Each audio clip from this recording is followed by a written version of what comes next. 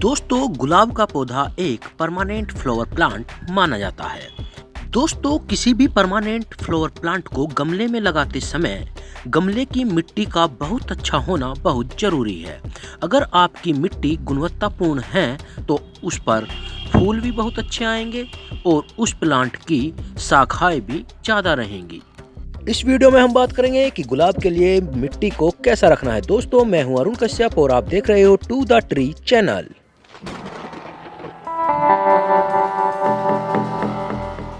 दोस्तों, गुलाब को गमले में लगाने के लिए गमले की मिट्टी का न्यूट्रिशन से भरपूर होना बहुत जरूरी है, क्योंकि जब गुलाब गमले में लग जाता है तो गमले की मिट्टी को हम हर साल बदल नहीं सकते हैं।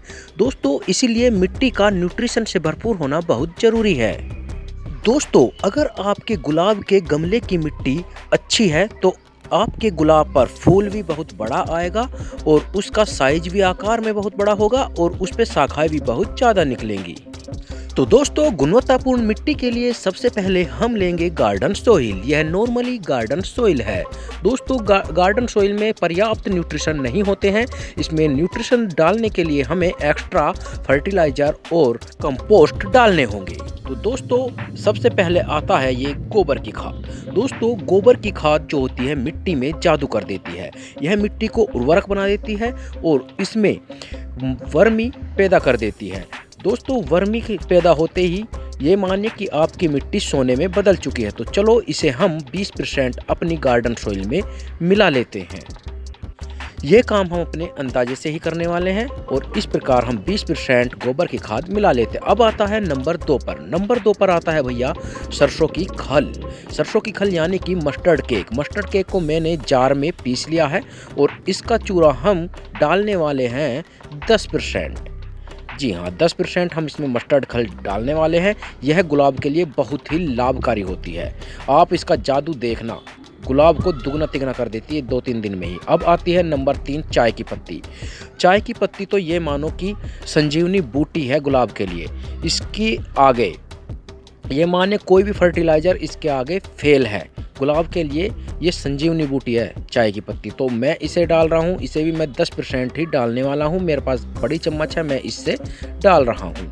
तो आप भी अंदाजे से ही डाल लेना। इसकी अगर कम बढ़ती मात्रा कोई ज़्यादा नुकसान नहीं पहुँचाती। यह है वर्मी कंपोस्ट। दोस्तों, मैंने कहा था वर्मी कंपोस्ट कोई खाद तो नहीं है, एक तरीके से इसे मानिए कि ये इसमें केंचुआ पैदा कर देगा। केंचुआ वेंटिलेशन का काम करता है, मैंने बताया ये आपको। और आपका वेंटिलेशन अगर अच्छा हो गया तो ये मानिए कि आपका गुलाब फूलों से भर जाएगा, कलियों से भर जाएगा और नई नई शाखाएं उसमें से फूटने लग जाएंगी। तो जितना भी अब हमने न्यूट्रिशन इसमें मिलाया है, जितना भी कंपोस्ट हमने मिलाया है, इसे हाथ से अच्छे से इसमें मिक्स कर लेते हैं ताकि हमारे जितने भी इसमें जो फर्टिलाइजर डले हुए हैं वो समान अनुपात में, समान मात्रा में मिल जाए। दोस्तों, अब ये मिट्टी अपना जादू करने को तैयार है हमारे गुलाब में। तो पहले ये हमारा पोट है। इस पोट में हम इस जादुई मिट्टी को भरने वाले हैं। तो दोस्तों, ये मिट्टी हम भरकर अपने गमले को फुल करने वाले हैं। गमला आप देख लीजिए पूरी तरीके से खाली है।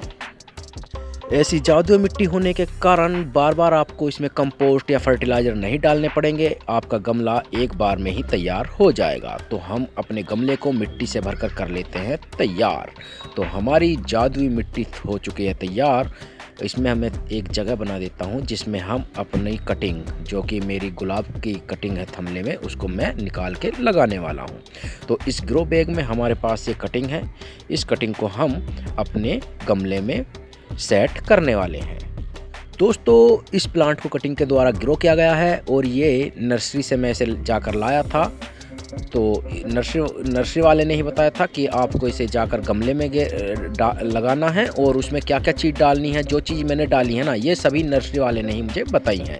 तो इसी तरीके से मैंने अपना गमला तैयार कर लिया है और अब इसके ग्रो बैग की जो पिन्नी है उसको हम किसी धारदार चीज़ से काट लेते हैं। तो मेरे पास ब्लेड था तो मैं ब्लेड से ही इसको काट कर बाहर निकाल लेता हूँ। हमें बिना मिट्टी के ही बाहर निकालना है। हमें यहाँ ध्यान रखना है कि इसकी जड़ ना कटे और जो ये मिट्टी है ना, ये भी 2 पार्टों में ना टूटे। तो हमारे पास इसे बहुत सावधानी से करना है। देखो, इसकी जड़ है, ये टूटनी नहीं चाहिए। तो इसे हमें बिल्कुल सीधा रखना है। सीधा रखना है जिस तरीके से हमारी पॉकेट रखी हुई थी, ग्रो बैग रखा हुआ था, इसी तरीके से हमें इस प्लांट को भी इसमें सीधा ही लगाना है।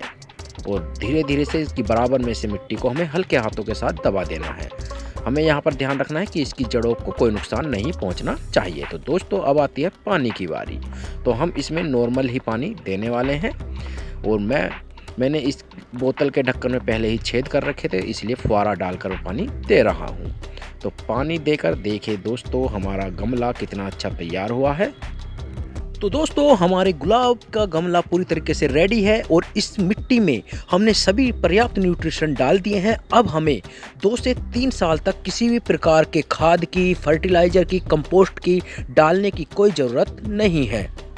अब हमारे गुलाब पर फूल भी ज़्यादा आएंगे, कलियाँ भी ज़्यादा आएंगी और फूलों का आकार जो है ना वो भी बहुत बड़ा आएगा। तो दोस्तों अगर आप चैनल पर नए हो तो चैनल को सब्सक्राइब कर देना, वीडियो को लाइक कर देना और शेयर भी कर देना। दोस्तों मैं बार बार कहता हूँ कि यूट्यूब पर चैनल तो बहुत है लेकिन अच्छे चैनलों की बहुत कमी है, तो इसलिए इस चैनल को सब्सक्राइब कर देना। हमारा सब्सक्रिप्शन बिल्कुल फ्री है।